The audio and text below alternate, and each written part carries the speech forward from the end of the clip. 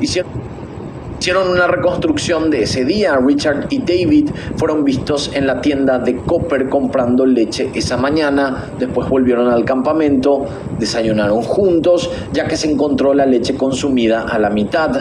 Probablemente antes del mediodía la familia fue secuestrada a punta de pistola y muy probablemente por alguien que no conocían. Los obligaron a caminar casi 11 kilómetros subiendo una empinada pendiente hasta el lugar donde los encontraron.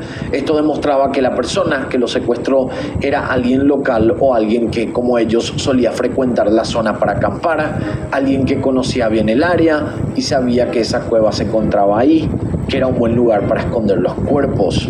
Lo que seguía siendo un misterio era quién pudo haber sido el responsable de llevar a toda esta familia hasta ese lugar para asesinarlos y también el motivo por qué lo había hecho. Lo primero que se barajó al encontrar los cuerpos fue que se trataba de un familicidio, o sea que Richard, por alguna razón, había asesinado a su propia familia y después se había sacado la vida. Era muy poco probable, no había razones aparentes para esto, además de que la vida de la joven pareja era muy feliz, según familiares, pero de todas maneras los detectives registraron el área en busca del arma homicida. Si él realmente era responsable de la muerte de su familia y de la suya propia, el arma tenía que estar cerca del lugar, pero nunca se encontró nada. Hubo otras dos hipótesis que también fueron descartadas. La primera se dio debido a que el padre de Richard Cowden, o sea, el abuelo de los niños, se suicidó unos meses después de que se descubrieron los cuerpos. Entonces las autoridades analizaron que él pudo haber estado implicado en las muertes de la familia, de su hijo, y se había sacado la vida por remordimiento, pero pudieron comprobar muy pronto que no tuvo nada que ver con el crimen. El principal sospechoso del horrible crimen era un ex convicto de la zona llamado Dwayne Lee Little.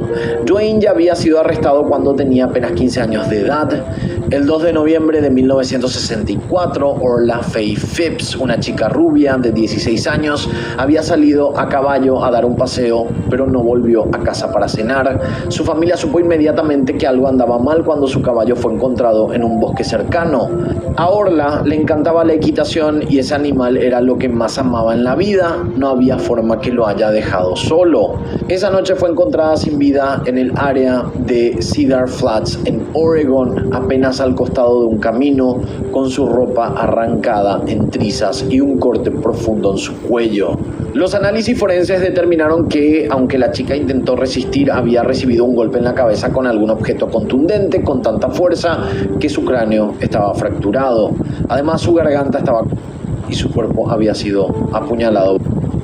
Fue abusada después de su muerte, con lo que la evidencia fiscal llevó a que arrestaran a Dwayne Lee Little. Dwayne fue acusado por asesinato agravado y condenado a cadena perpetua. Sin embargo, sirvió solamente 8 años. Se le dio libertad condicional de la penitenciaría del estado de Oregon en Salem el 24 de mayo de 1974, 3 meses antes de la desaparición de los Cowden. La policía estatal pudo determinar que Dwayne había estado en Copper durante el fin de semana del Día del Trabajador, en el momento aproximado en que la familia Cowden fue asesinada. Al ser cuestionada, la novia de Little le dijo a la policía que lo había visto con un rifle calibre 22 durante la Navidad de 1974.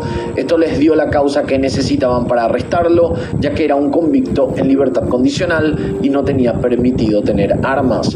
Pudieron llevarlo a la comisaría local con ese cargo y le pidieron que se someta a una prueba del polígrafo para cuestionarlo sobre el caso de los Cowden, pero él se negó a hacerlo. Allanaron la casa de los Little con la esperanza de encontrar el arma, pero ya no estaba. El 12 de enero de 1975 su libertad condicional fue revocada por el testimonio de la novia y tuvo que volver a prisión para continuar su condena por el caso de Orla. La policía no tenía ninguna prueba concreta en su contra para enjuiciarlo por la desaparición y muerte de la familia, a pesar de que todo indicaba que era él el culpable.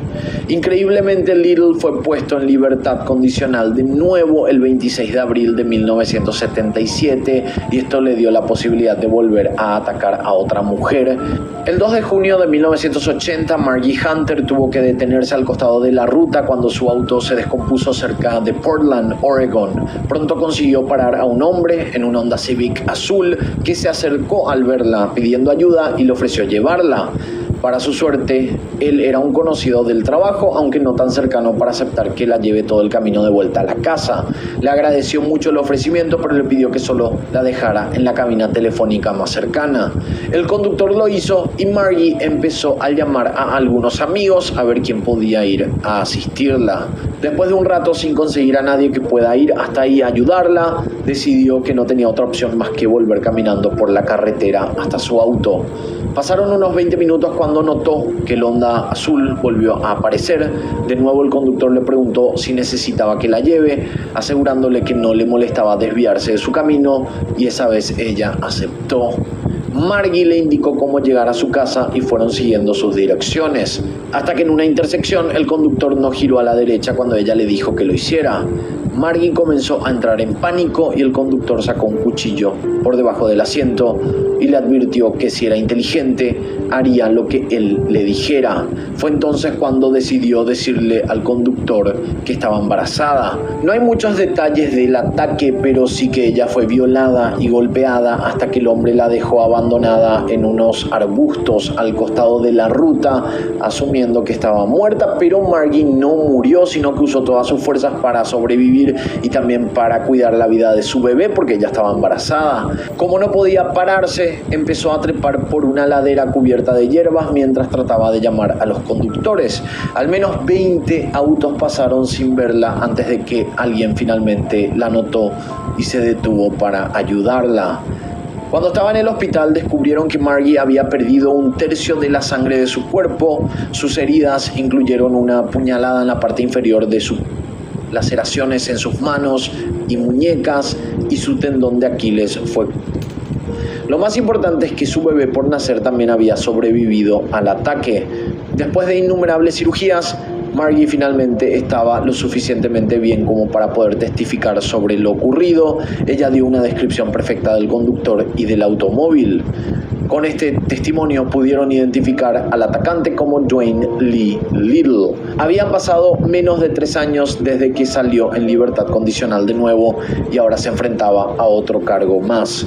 Dwayne fue acusado de intento de homicidio y debido a la reincidencia, esta vez fue condenado a 3 cadenas perpetuas consecutivas. Más tarde se supo que la esposa de Dwayne, llamada Linda, acababa de dar a luz a su primer hijo semanas antes de este ataque. El caso de la familia Cowden sigue como sin resolver hasta el día de hoy.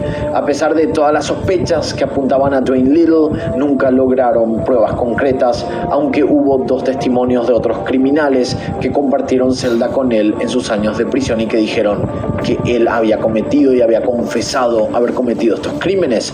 Rusty Kelly dijo que Dwayne una vez le había confiado y confesado haber cometido los asesinatos, mientras que otro recluso llamado Floyd Forsberg afirmó que Little le confesó los asesinatos de los Cowden. Pero como sabemos, estos testimonios nunca son muy confiables, ya que suelen darse para conseguir tratos preferenciales o reducción de condenas a cambio de hablar. Lo que sí podemos analizar es qué pudo haber pasado ese 1 de septiembre si Dwayne fue el culpable. Como vemos en sus antecedentes, Dwayne Little atacó al menos a otras 2 mujeres para abusar de ellas y luego matarlas, y podemos suponer que él vio a Belinda sola en el campamento con la bebé y era una presa fácil, pero después vio a toda la familia, entonces bueno, decidió asesinar a toda la familia y probablemente abusar de la mujer. Esto no está confirmado, pero es lo que se puede presumir al ver el historial de este criminal.